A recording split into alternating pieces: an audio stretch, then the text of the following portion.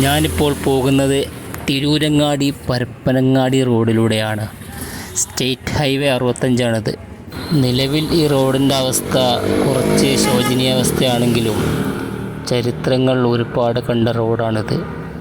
പണ്ട് രാജഭരണകാലത്ത് അറബികളുടെ വലിയ കച്ചവട സംഘങ്ങൾ ഇതുവഴി നിരന്തരം ചരക്കുമായി പോയിരുന്ന ഒരു കാലമുണ്ടായിരുന്നു.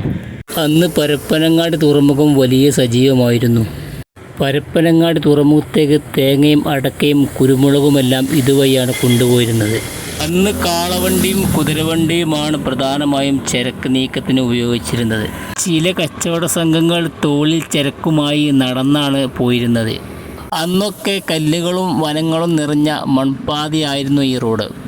പിന്നീട് ടിപ്പു സുൽത്താൻ്റെ കാലത്ത് ടിപ്പു സുൽത്താൻ നിരന്തരം സൈനിക ആവശ്യങ്ങൾക്ക് ഈ റോഡിനെ ഉപയോഗപ്പെടുത്തിയിരുന്നു. അതിനുശേഷം വന്ന ബ്രിട്ടീഷ് ഭരണകാലത്താണ് ഈ റോഡിൽ ചരിത്രത്തിൽ ഇടം പിടിച്ച ഒരുപാട് സംഭവങ്ങൾ ഉണ്ടാകുന്നത്. ഹജൂർ കച്ചേരി എന്നറിയപ്പെട്ടിരുന്ന തിരൂരങ്ങാടിയിലെ ബ്രിട്ടീഷ് ആസ്ഥാനത്തിലേക്ക് പരപ്പനങ്ങാടി ട്രെയിൻ ഇറങ്ങിയ ബ്രിട്ടീഷ് സൈന്യം ഇതുവഴിയാണ് പോയിരുന്നത്. 1921 ബ്രിട്ടീഷുകാർക്കെതിരെ പൊട്ടിപ്പുറപ്പെട്ട മലബാർ സമരം ഈ പ്രദേശത്തെ അക്ഷരാർത്ഥത്തിൽ ചോരക്കളമാക്കി മാറ്റി.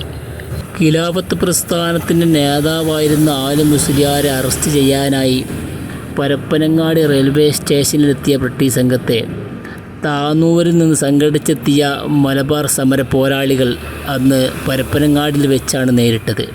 താനൂരിൽ നിന്ന് മാത്രമല്ല, മലബാറിൻ്റെ വിവിധ ഭാഗങ്ങളിൽ നിന്ന് അന്ന് സമര പോരാളികൾ സംഘടിച്ചെത്തിയത് ഇതേ റൂട്ട് തന്നെയായിരുന്നു.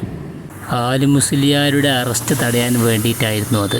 തിരൂരങ്ങാടി പള്ളിയിലായിരുന്നു അന്ന് ആലി മുസ്ലിയാരുണ്ടായിരുന്നത്.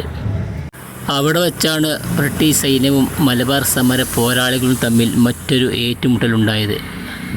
രക്തരൂക്ഷിതമായ ആ ഏറ്റുമുട്ടലിലേക്ക് ഇരു വിഭാഗവും എത്തിയത് ഇതേ റൂട്ട് തന്നെയായിരുന്നു. ഇന്ന് കാണുന്ന രീതിയിൽ ഈ റോഡ് ടാർ ചെയ്തത് 1960-കൾക്ക് ശേഷമാണ്.